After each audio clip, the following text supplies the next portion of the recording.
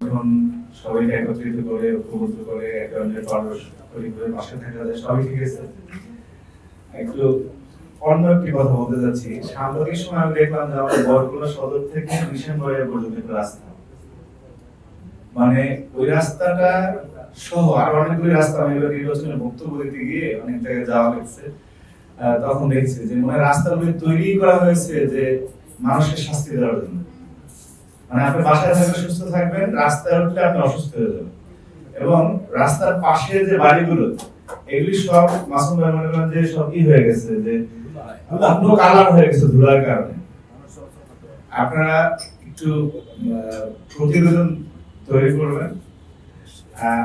এই যে ধুলাজনিত কারণে আমাদের মনে হয় পুরো জেনারেশন অসুস্থ হয়ে যাচ্ছে, পুরো জেনারেশন অসুস্থ হয়ে যাচ্ছে, বয়স্ক লোকজন, কিন্তু কারো কোনো মাথা ব্যথা নেই। আমাদের রাজনীতিবিদরা বলেন বা যারা আছেন একটা টেন্ডার নিয়ে কাজ ফেলে রাখছে বছরের পর বছর। মানে এগুলো একটু সামাজিক প্রতিরোধ ছাড়া আমার কাছে মনে হয় যে এগুলো থেকে আমি সুস্থতা দিয়ে আসতে। এখন আগে যেহেতু একটা মানে আমি তো সরকারের কোনো জায়গায় নাই, আমরা অবহিত করতে পারি। আমি মহিলার সাথে অনেক কথা বলেছি, দুর্ভাগ্যক্রমে আমাদের বরগুনা এইবারও সরকারে বিএনপি আসছে, আমরা ওখান থেকে পারি নাই। এটা আমাদের জন্য দুর্ভাগ্য, এলাকার উন্নয়নের জন্য এটা দরকার ছিল। আমি কিন্তু আপনারা কোলাকুল করবেন এরকম কোনো কথা বলি না, জাস্ট বাস্তবতা বলো।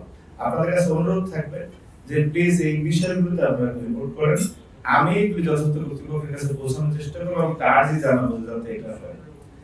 আর সেকেন্ড কথা হচ্ছে আপনাদের এই বিষয়ে এখানে আবার একবার দাওয়াত করছিলেন, দুর্ভাগ্যক্রমে আমি রাজশাহীতে একটা প্রোগ্রাম থাকার কারণে আসতে পারি না। সামনের সকল পথ চালাবে সাথে থাকবো ইনশাআল্লাহ। আর আমার একটি ব্যক্তিগত দাবি আপনাদের কাছে আছে, প্রত্যেকেই এক একটা সেক্টরে কষ্ট করে একটা জায়গায় যেতে হবে।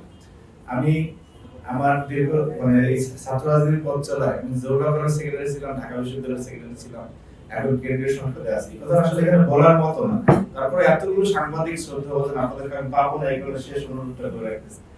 আপনারা জানেন ইতিমধ্যেই সংগঠন আমাদের একটা সিদ্ধান্ত কাছাকাছি আছে, ছাত্র দলের কমিটি হবে এবং নিঃসন্দেহে বাংলাদেশের সবচেয়ে আলোচিতদের তালিকায় আমি আছি। আপনাদের কাছে করার জন্য অনুরোধ থাকবে রমজানে আমার জন্য দোয়া করবেন, যাতে পরবর্তী মিটিং এ ছাত্র দলের সভাপতি হিসেবে আপনাদের মধ্যে আসতে পারি ইনশাআল্লাহ। আর যে কোনো প্রয়োজনে, শুধু আমি হই না হই, আমার একটা রাজনৈতিক পরিচিতি আছে, যে কোনো প্রয়োজনে আপনারা দয়া করে ফোন দিবেন। আমি মানুষ হিসেবে, সহযোগিতা ছোট ভাই হিসেবে আপনাদের পাশে থাকবো ইনশাআল্লাহ।